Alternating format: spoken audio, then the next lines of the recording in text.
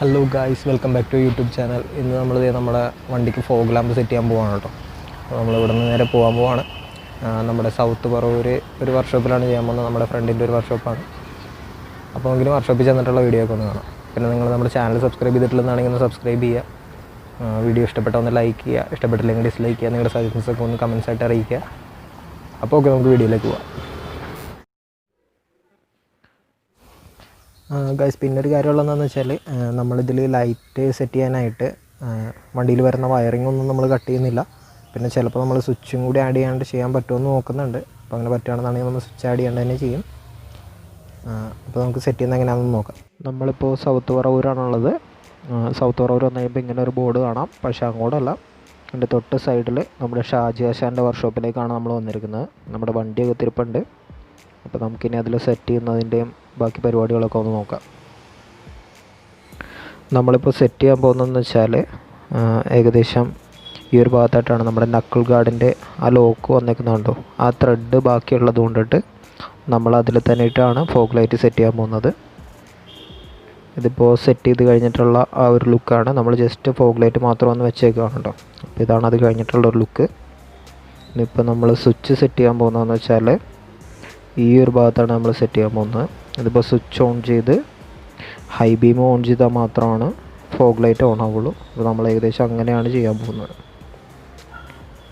ഇപ്പോൾ നമ്മൾ വയറെല്ലാം എടുത്ത് പുറത്തേക്ക് ഇട്ടിട്ടുണ്ട്, ഹെഡ്ലൈറ്റിൻ്റെ ഭാഗത്തേക്ക് ഇട്ടിട്ടുണ്ട്. ഇതിൽ ഈ പിന്ന് വന്നേക്കുന്നത് നമ്മുടെ സ്വിച്ചിൻ്റെ വയറാണ്. ബാക്കി ഈ വയർ നമ്മൾ ഈ ഡാർക്ക് ബ്ലൂ വയറിലേക്കാണ് സ്വിച്ചിൻ്റെ കണക്ഷൻ കൊടുക്കുന്നത്. അത് ആ ഡാർക്ക് ബ്ലൂ വയർ നമ്മുടെ ഹൈ ബീമിൻ്റെയാണ്. അപ്പോൾ ആ സ്വിച്ച് ഓൺ ആക്കുമ്പോൾ മാത്രം, ഹൈ ബീമിൻ്റെ സ്വിച്ച് ഓൺ ആക്കുമ്പോൾ മാത്രമാണ് ഫോഗ് ലൈറ്റ് വർക്ക് ചെയ്യുള്ളൂ. അപ്പോൾ ഈ ബ്ലൂ വയറിലേക്ക് ഫോഗ് ലൈറ്റിൻ്റെ സ്വിച്ചിലേക്കും ഫോഗ് ലൈറ്റിലേക്കുമാണ് കണക്ഷൻ കൊടുക്കുന്നത്. അപ്പോൾ അത് ചെയ്തുകൊണ്ടിരിക്കുകയാണ് കേട്ടോ.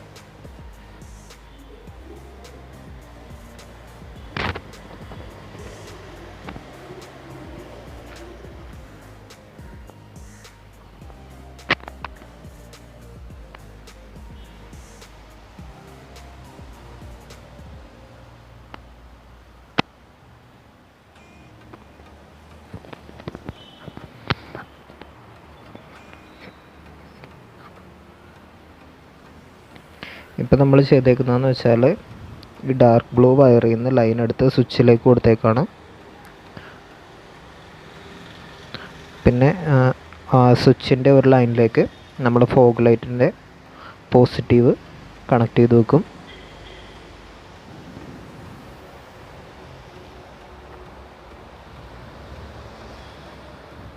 ഓക്കെ, ഇപ്പോൾ നമ്മൾ ഫോഗ് ലൈറ്റിൻ്റെ നെഗറ്റീവ് രണ്ടും കൂടി കണക്ട് ചെയ്തിട്ട് എർത്തായിട്ട് കൊടുത്തേക്കുന്നതാണ്. ഇത് രണ്ടും കൂടി പിരിച്ച് വെച്ച് നമ്മുടെ ഇൻഡിക്കേറ്ററിൻ്റെ കണക്ഷനിലേക്ക് എർത്ത് കൊടുത്തേക്കുന്നതാണ്. ഇത് ഫോഗ് ലൈറ്റിൻ്റെ പോസിറ്റീവ് രണ്ടും കൂടി എടുത്ത് നമ്മൾ സ്വിച്ചിലേക്ക് കൊടുത്തേക്കുന്നതാണ്. സ്വിച്ചിൻ്റെ ബാക്കി കണക്ഷൻ വന്നേക്കുന്നത് നമ്മൾ ആ ഡാർക്ക് ബ്ലൂ ലൈനിലേക്ക്, ഹൈ ബീമിൻ്റെ ലൈനിലേക്കാണ് കൊടുത്തേക്കുന്നത്. അപ്പോൾ കംപ്ലീറ്റ് സെറ്റ് ചെയ്ത് കഴിഞ്ഞിട്ടുണ്ട്. സ്വിച്ച് ഓൺ ചെയ്തിട്ട് ഹൈ ബീം ഓൺ ചെയ്താൽ ഫോഗ് ലൈറ്റ് ഓൺ ആവുന്ന രീതിക്കാണ് സെറ്റ് ചെയ്തിരിക്കുന്നത്. ഇപ്പോൾ നമുക്ക് സ്വിച്ച് ഓഫ് ചെയ്ത് കഴിഞ്ഞാൽ പിന്നെ ഫോഗ് ലൈറ്റ് ഓൺ ആവില്ല. ഹൈ ബീം എങ്ങനെ വേണമെങ്കിലും യൂസ് ചെയ്യാം. ഇനി നമുക്കൊന്ന് വർക്ക് ചെയ്ത് നോക്കാം.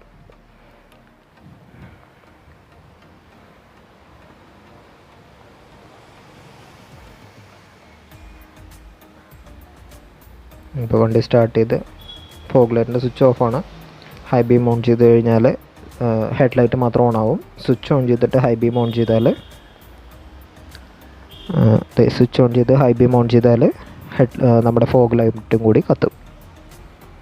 ഇപ്പോൾ അങ്ങനെയാണ് സെറ്റ് ചെയ്തേക്കുന്നത്. ഇനി ഫുൾ സെറ്റ് ചെയ്ത് കഴിഞ്ഞിട്ട് കാണിച്ചു തരാം കേട്ടോ. ഇപ്പോൾ നമ്മൾ കംപ്ലീറ്റ് തിരിച്ച് സെറ്റ് ചെയ്തിട്ടുണ്ട്. ഇനി നമുക്കൊന്ന് സ്റ്റാർട്ട് ചെയ്ത് നോക്കാം. ഇപ്പോൾ ഹൈ ബീം ഓണാണ്.